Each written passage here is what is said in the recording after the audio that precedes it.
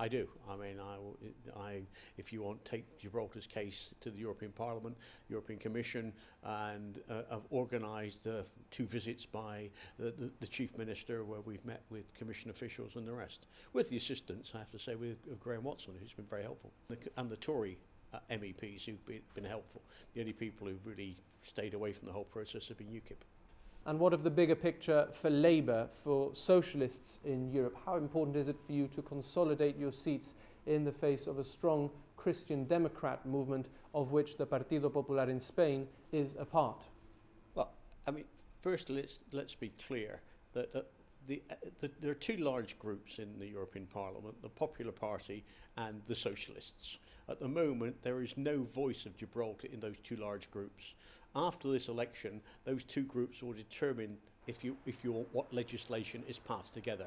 There's no coalition that can do it without the 2 large groups being involved. At the moment, Gibraltar has no representation in those 2 groups. It needs that representation. The only way to get it in this election is to actually vote Labour. GSLP. That's the only way to get that representation. You're going to have 6 MEPs. It's what the cocktail is going to be. And Gibraltar, in my view, needs somebody in the large groups. It also wants somebody who's going to argue the case for the end of austerity Europe. I mean, it's not just about having representation, it's what kind of Europe do you have? And certainly I've been engaged with I've written a book called Our Europe Not Theirs, which actually sets out with a series of authors what we want to achieve as socialists with the European Union.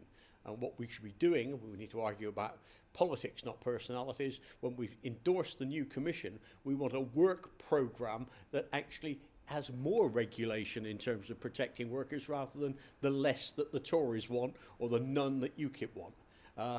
So there's a whole series of areas where it's important for people politically.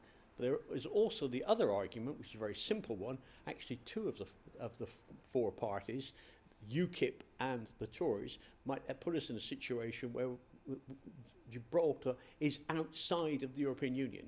And the danger is that the Spanish will then lock the gates and throw away the key. Okay, so the European elections are just 1 week away. What is Glyn Ford's message to the Gibraltarian voter?